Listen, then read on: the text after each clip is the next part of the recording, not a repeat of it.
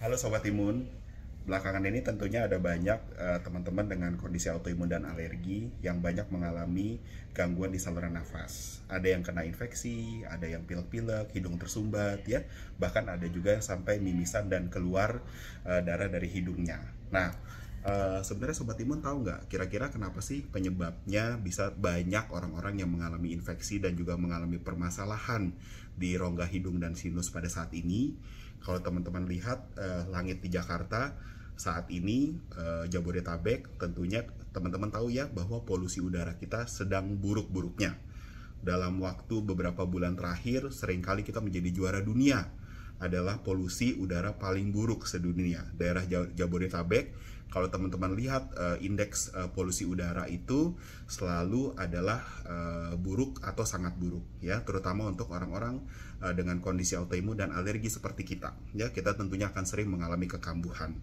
Nah, ada berbagai macam cara yang bisa kita lakukan untuk membantu mukosa hidung kita tetap terjaga dan tidak mengalami kerusakan atau mengalami gangguan imunitas akibat polusi udara yang buruk.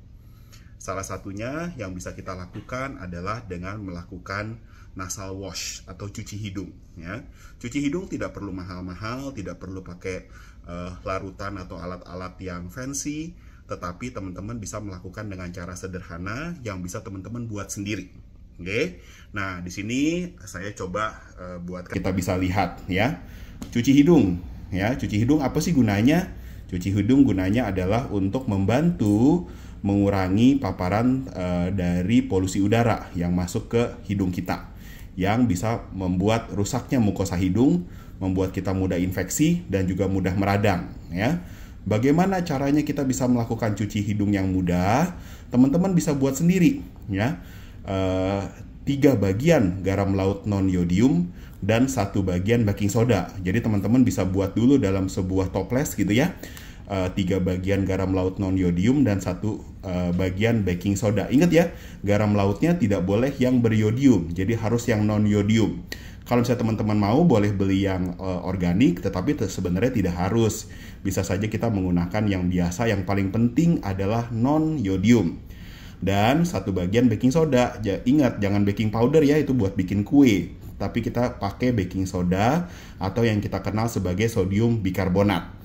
Teman-teman bisa buat dalam jumlah besar, masukkan dalam toples kaca untuk kita simpan. Kalau teman-teman siap untuk melakukan cuci hidung, kita bisa menggunakan alat yang namanya neti pot.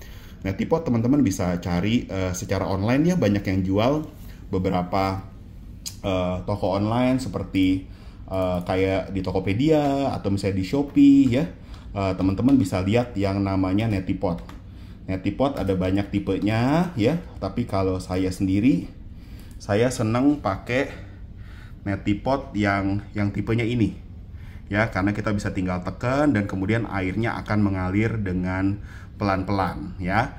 Nah, saat teman-teman sudah siap untuk melakukan cuci hidung, kita bisa membuat larutannya ya. Jadi 1/4 sendok teh dari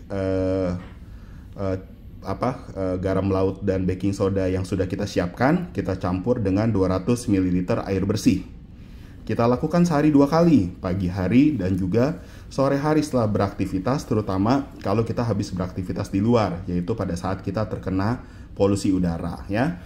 Teman-teman bisa lakukan kepalanya ditundukkan, dimiringkan ke satu sisi ya. Kita alirkan dulu dari hidung kanan ke hidung kiri, dan setelah itu sisi sebaliknya dari hidung kiri ke hidung kanan ya.